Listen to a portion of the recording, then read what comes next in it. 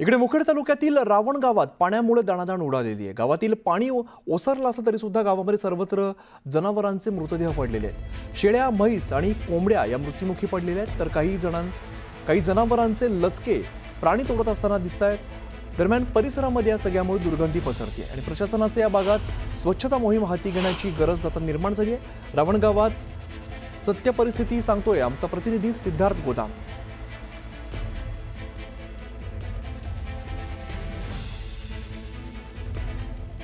मी मुखेडच्या रावण गावामध्ये आहे। हे गाव पूर्णपणे पाण्यात बुडालं होतं। काल सरकारने रेस्क्यू ऑपरेशन केलं, गावातले सगळी लोक व्यवस्थितपणे सुरक्षित बाहेर काढली। मात्र या गावामध्ये एवढा धक्कादायक प्रकार आता आहे, या गावात मयत असलेली जनावरं तशीच आहेत।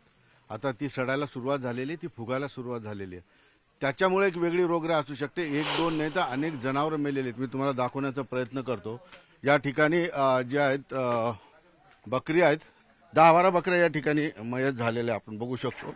कॅमेरामॅनला मी विनंती करेन, सुधीर इकडून इथं एक आहे आणि आतमध्ये सुद्धा कॅमेरा घाल। बघतोय आपण कशा अवस्थेत जनावरं अचानक आलेल्या पाण्यामुळे मयत झालेले आहेत। आणि या ठिकाणी बघू आपण, थोडं पुढे जा, आतमध्ये सुद्धा आणखी 10-12 बकऱ्या मयत आहेत। एकंदरीतच बघतोय आपण। मात्र आता रेस्क्यू ऑपरेशन संपलेलं आहे, पाणी ओसरलेलं आहे। आता ही मयत जनावरांची सोय सरकारने लावली पाहिजे, नाहीतर आता ही सडायला सुरुवात करतील आणि यानंतर मात्र या गावामध्ये कुणी राहू शकणार नाही अशी परिस्थिती होईल। या बकऱ्या बघितल्या आपण। आता दुसरीकडे जर कोंबड्या जाऊन बघूया, तुम्हाला लगेच कळणार नाही की या कोंबड्या आहेत। जवळपास 25-30 कोंबड्या ज्या आहेत, अचानक पाणी आलं आणि या कोंबड्या मयत झालेल्या आहेत। मात्र या कोंबड्या अशा या ठिकाणी 5-25 जरी असल्या तर या गावामध्ये गावकरी सांगतात त्या पद्धतीने जवळपास 4-5 हजार कोंबड्या मयत आहेत आणि त्यांच्या मृतदेह इथंच आहेत। निश्चितपणे आता ते सडायला सुरुवात झालेली आहे। आणखी एक घरामध्ये तुम्हाला दाखवतो। उठून बघले 2-2:30 वाजता हे पुरा पाणीच झाले इथं जवळ। मी उठून बघले की हे आडले, घाबरलं असं सगळं, घाबरलं, कोणीच उचेती नव्हते। मी उठी त्याला म्हणले उठा मामा पाणी आले, उठा पळा समजायला ढोंडे हल्ले घरावर। समजे उठिले, मग समजे उठून म्हणे बाहेर आले, तिथे जाऊत पळा तुमचं सगळं साहित्य गेलेलं। तुमची दुसरी सोय आहे काय? दुसरी काय सोय नाही आमच्या। कसं जगणार आता कसं जागा काय नाही, उतर बिस्किट आले खाले। बकऱ्या तुमच्या समोर मेल्या? आमच्या समोर नाही मामा, आम्ही गेले जीव वाचायला चालून गेले। तुम्ही निघून गेले? हा, आम्ही निघून गेले। आम्ही तसं जात होत्या। येऊन आज आल्या 3 दिवस आम्ही बघायला। काय करावं, याला शक्यच नाही, पाणीच आहे एवढं, तर काय करा, एवढ्या पाणीमध्ये गेले आम्ही। निश्चित बघतोय आपल्या डोळ्यासमोर जनावरं गेली, कोंबड्या गेल्या, घरदार गेलं, डोळ्यात अश्रू आहेत लोकांच्या। या ठिकाणी असे झाडावर जनावरांचे मृतदेह अडकून पडलेले आहेत आणि खाली जे मृतदेह आहेत ते बघतोय आपण, कुत्रे त्यांना तोडायला लागलेले आहेत, त्यांची दुर्गंधी सुद्धा पसरायला सुरुवात झालेली आहे। खरंच आता प्रशासनाने इकडे येऊन साफसफाईचं फार ध्यान देणं गरजेचं आहे, कारण ही जर दुर्गंधी पसरली तर रोगराई सुद्धा पसरण्याचा या ठिकाणी धोका निर्माण झालेला। सुधीर जाधवसह सिद्धार्थ गोदाम, न्यूज 18 लोकमत, रावणगाव, मुखेड। आता बातमी कोल्हापूरमधून। कोल्हापूरच्या पंचगंगा नदीने आता इशारा पातळी गाठलेली आहे। पावसाचा जोर ओसरल्यामुळे काहीसा दिलासा आहे, मात्र राधानगरी धरणाचे 7 पैकी 5 दरवाजे आता बंद झालेले आहेत। पंचगंगेची वाटचाल धोका पातळीकडे सध्या सुरू आणि 85 बंधारे अजून सुद्धा पाण्याखाली गेले, त्यामुळे वाहतूक या ठिकाणची विस्कळीत झाली आणि कोकणकडे जाणारे मार्ग अजून सुद्धा बंद आहेत। तर अलमट्टी धरणातून 2 लाख क्युसेक विसर्ग सुरू केल्यामुळे दिलासा मिळतोय।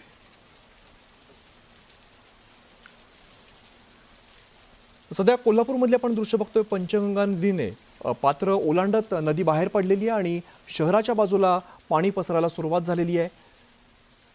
पंचगंगेने इशारा पातळी ओलांडण्याची माहिती आता सध्या समोर येते आहे।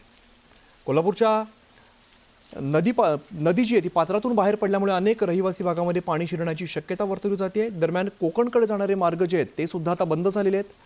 ड्रोनची दृश्य आपण सध्या बघतोय। इशारा पातळी ओलांडल्यामुळे अनेक रहिवासी भागामध्ये पाणी जाण्याची शक्यता वर्तवली जाते। कोकणकडे जाणारे मार्ग सुद्धा अजून बंद आहेत, ते मार्ग सुरू झालेले नाहीयेत। अनेक गावांचा संपर्क तुटण्याची सुद्धा शक्यता वर्तवली जाते।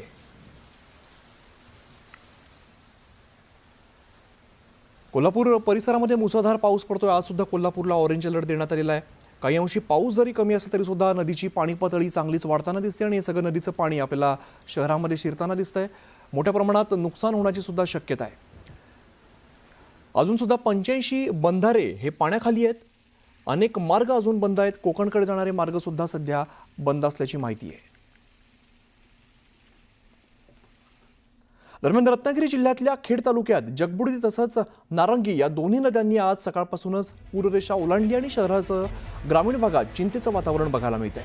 नारंगी नदीच्या पुराचं पाणी शेकडो हेक्टर भातशेतीमध्ये शिरलेलं आहे आणि शेतकऱ्यांचं यात मोठ्या प्रमाणात नुकसान झालेलं आहे। दरम्यान जगबुडी नदीच्या पाणी पातळीत झालेल्या अचानक वाढीमुळे शहरातील काही निचऱ्याच्या भागामध्ये सुद्धा पुराचं पाणी घुसलंय आणि संपूर्ण परिस्थितीचा थेट घटनास्थळावरून आढावा घेतला आमचे प्रतिनिधी चंद्रकांत बनकर यांनी। मात्र त्यापूर्वी जी दृश्य समोर आहेत ती अतिशय भीषण आहेत। अनेक रहिवासी भागांमध्ये आपल्याला पाणी आल्याचं बघायला मिळत आहे। खेडमधील जगबुडी नदी आणि नारंगी नदीला मोठ्या प्रमाणात पूर आलेला आहे आणि हेच पुराचं पाणी अनेक घरांमध्ये जात आहे, अनेक वाड्यावसांमध्ये जाताना आपल्याला बघायला मिळत आहे।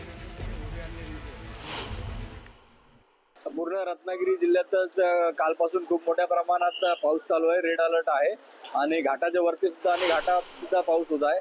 चिपळूण आणि खेड या दोन्ही ठिकाणाची पूर परिस्थिती आम्ही स्वतः जाऊन बघितली तर ज्या नद्या आहेत, चिपळूण मधली नदी, वाशिष्ठी नदी आणि खेड मधली जगबुडी नदी ही मोठ्या प्रमाणात आज रात्री पाणी भरण्याची शक्यता आहे।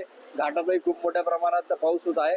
तरी नागरिकांना सर्व पोलीस प्रशासनातर्फे विनंती करण्यात येते की जिथं पुराचं पाणी येत आहे तिथून तात्काळ त्यांनी खाली करावे।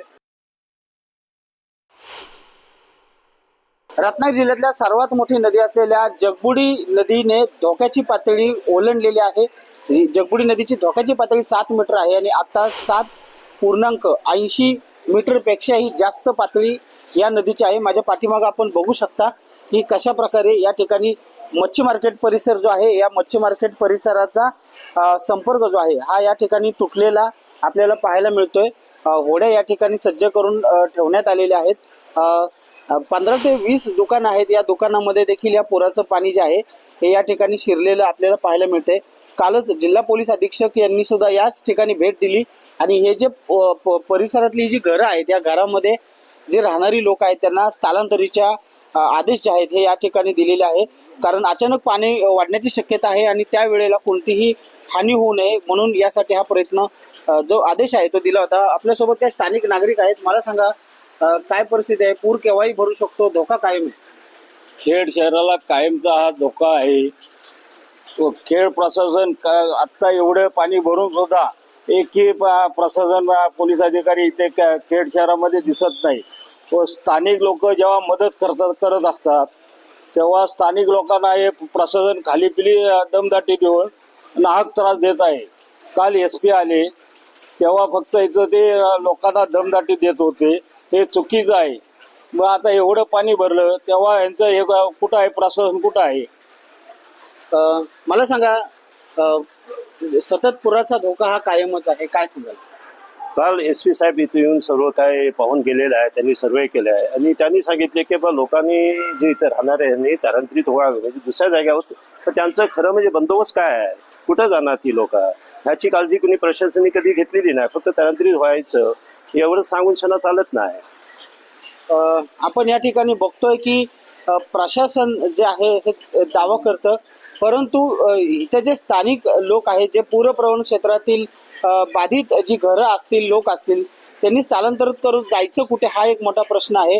पावसाचा जोर अजूनही ग्रामीण भागात कायम आहे। आताही पाऊस मुसळधार या ठिकाणी कोसळत आहे, परंतु जगबुडी नदीने आता ही जी पूर रेषा आहे ती ओलांडलेली आहे। त्याच्यामुळं केव्हाही या ठिकाणी शहरामध्ये पाणी शिरू शकतं। त्यामुळं व्यापाऱ्यांची लगबग एका बाजूला सुरू झालेली आहे, आपल्या दुकानातील माल सुरक्षित ठिकाणी ते हलवत आहेत। चंद्रकांत बनकर, न्यूज 18 लोकमत, खेड, रत्नागिरी।